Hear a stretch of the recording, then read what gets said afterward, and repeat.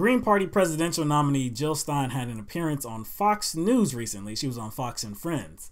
And, man, you gotta love Jill, man. She will go anywhere. Mm-hmm. You know what I mean? She's been on Fox News a number of times recently, too. So, I mean, she's really trying to, you know, get out the word that, look, she is a legitimate campaign. You know, I think it benefits her to do that. Yeah. You know what I'm saying? But, and Fox News, too. Because you know they're going to come at her with some BS, man. Because she is, you know, I guess according to them would be like way to the left. Way to the left. Hillary Clinton, oh my gosh. They would they would hate Jill Stein, right? But see, you know, Jill Stein ain't got that baggage, though. Yeah, she doesn't have the baggage. Yeah.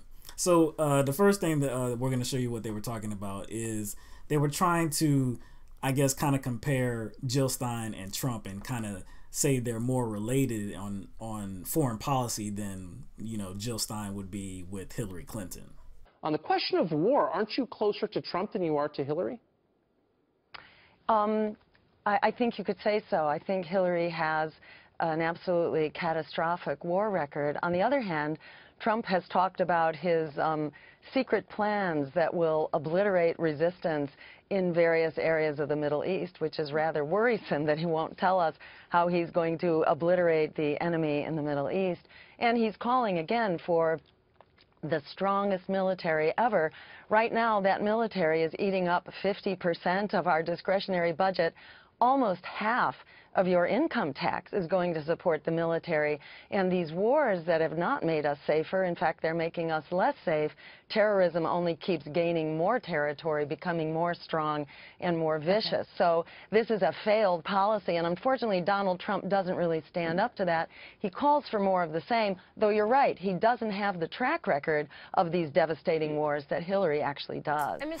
So that's really interesting, right? That they're trying to, of course, they're trying to support Donald Trump, and yes, and be like, oh, look, you know, he's much better on foreign policy than Hillary Clinton would. Well, be, right?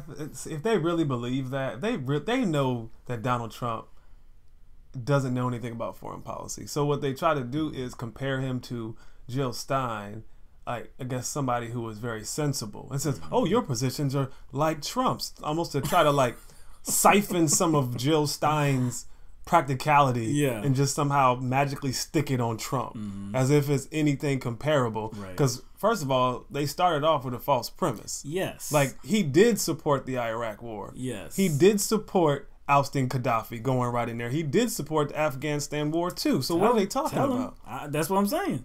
But they're trying, really what they're saying is like, look, Hillary Clinton has done some awful things, but Trump hasn't. So, you know, obviously Trump is better.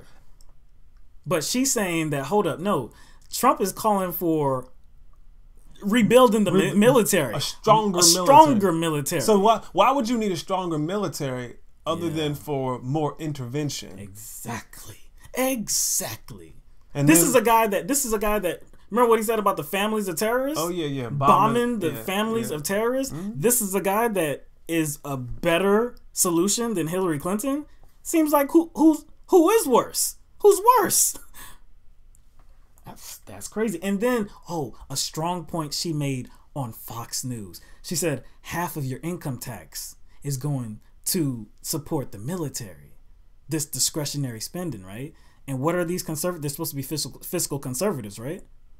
But almost more than half of the money is going to fund the military. See, that's okay. But that's because it makes us feel secure and strong. It makes us feel secure, strong, the biggest, baddest, you know what I'm saying, on the block. Right.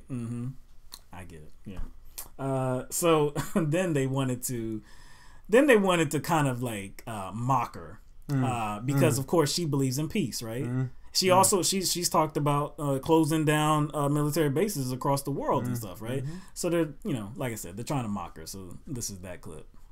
You talk about Donald Trump's non-plan for the Middle East. He's got a secret plan. But hold on, what is the plan? What is your peace offensive in the Middle East? Is that what's going to defeat ISIS? Just a little bit more peace, maybe some jobs for them? What does a peace offensive do to defeat radical Islamic terrorists in the Middle East? Well, first, let's remember we've spent $6 trillion. That's $75,000 I understand what's per been done. American What's household. your plan? So, well, I think it's important to be clear that more of a failed policy is not going to work. You cannot bomb terrorism out of existence. You have to starve it. You have to deprive it of weapons, and you have to deprive it of funding.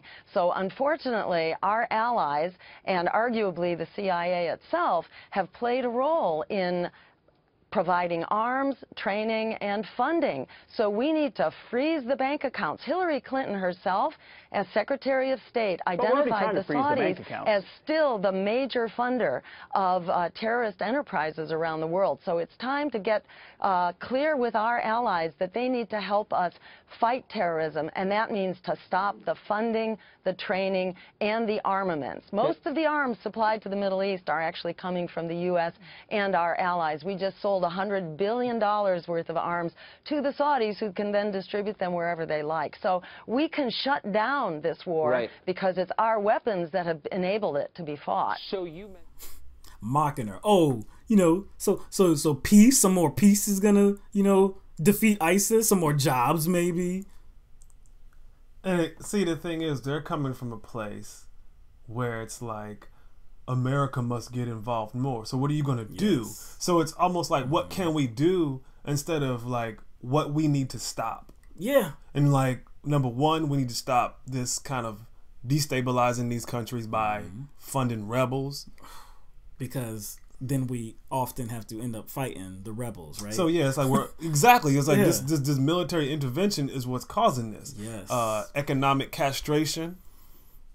You know what I'm saying? I mean, and what about us being allies with countries that have, you know, known human rights violations? Saudi Arabia. You see what I'm saying? Jill Stein was talking about like these arms deals. We're arming these countries, and then they're free to arm whoever they want to, right?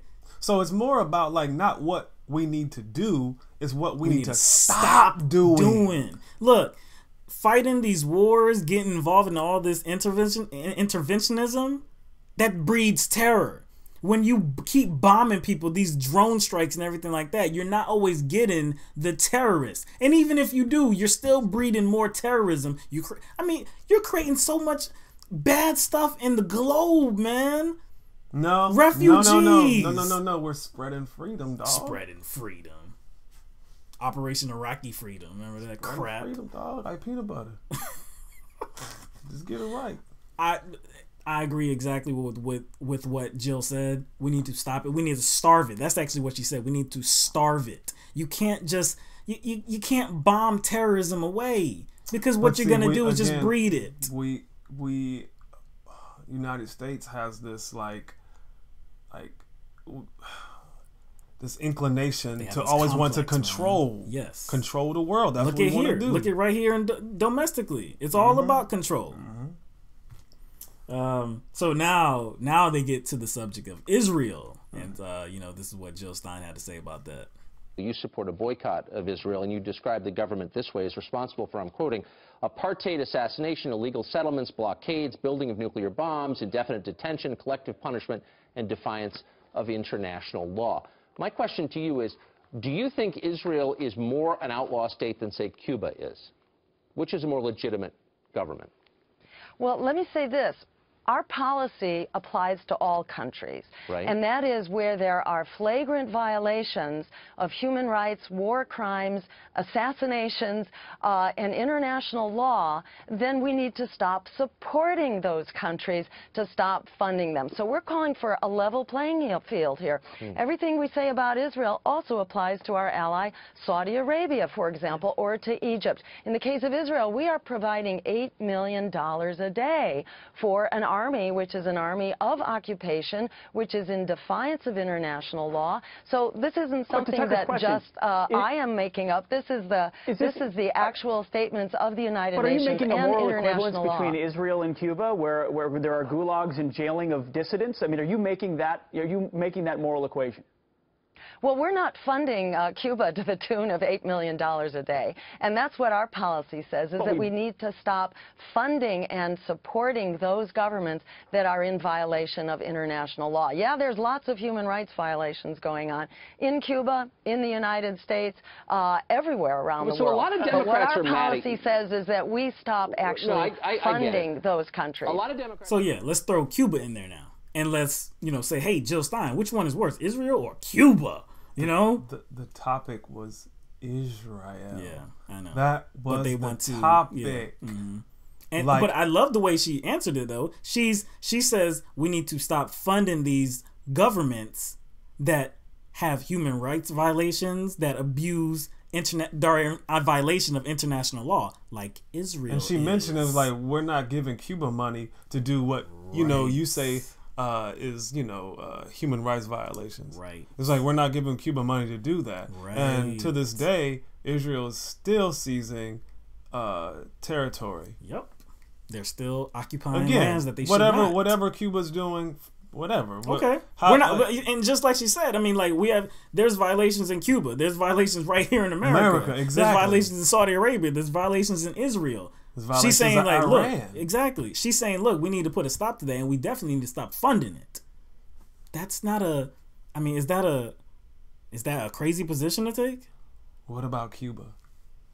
That's so lame. Is that, like, controversial? My God! No, it's controversial if you have this unconditional support for Israel. Unconditional support. And you're just trying to deflect. Right. And you don't want to look at the Palestinians. You don't want to look at their plight and what they're going through. You don't want to look at that at all. You just want to see, I'm for Israel, I'm for Israel, I'm for Israel. Who cares about anything else? Yeah, that would make it problematic for you to, believe in what Jill Stein is saying. I think she handled herself real well. Because She did. I think that what they did was they started off fairly legitimately, and then they kind of like went down that slide of mocking her.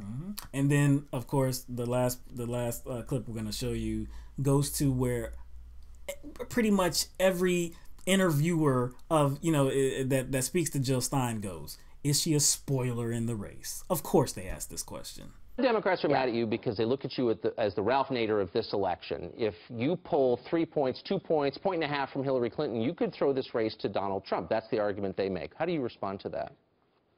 Well, first, politicians don't have a new form of entitlement, an entitlement to our votes. They have to earn our votes.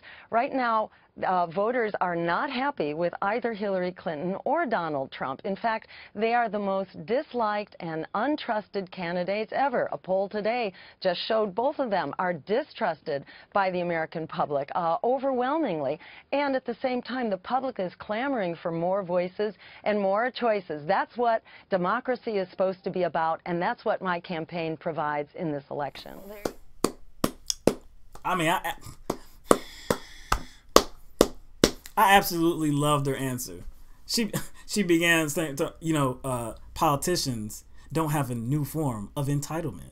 They are not entitled to our votes. And they damn sure aren't. Hillary Clinton ain't entitled to my damn vote and ain't getting it. Simply because you're a registered Democrat. Which I'm not, but still, for registered Democrats or for anybody in the damn country too. If your political viewpoint is on the left, you're supposed to vote Democrat because of course that's the major party on the left. You only get one option. So you have to vote for Hillary Clinton. Regardless of what Hillary Clinton stands for.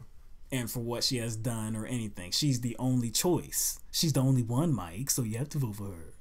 Nah, and if they don't have this entitlement, if she doesn't win, it's your fault. No, if she doesn't win, it's her fault. Exactly. What kind of crap is that? Like, she's such a weak candidate that you're gonna blame me for not winning a weak ass candidate? If there's another candidate that better suits your ideals, right, and your principles, is that your fault? It's your fault for voting your conscience, for voting for what you believe in rather than what you are against. It's your fault. Please look. My vote is for Jill Stein and Baraka. That's where my vote is right now. It is not for Donald Trump. It is not for Hillary Clinton. It is not for Gary Johnson.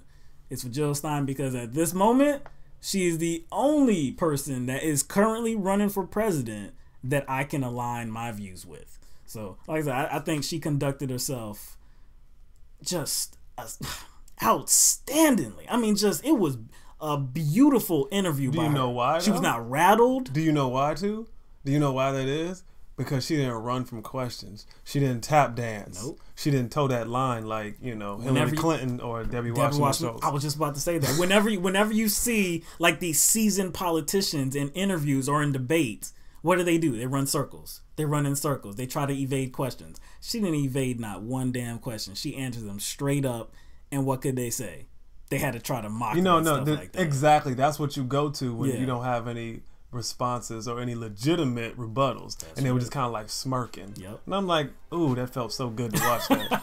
Like, man, that was like 6 or 7 minutes of heaven. Yeah, man. You know what I'm saying? Great job by Jill Stein, man. Jill 2016.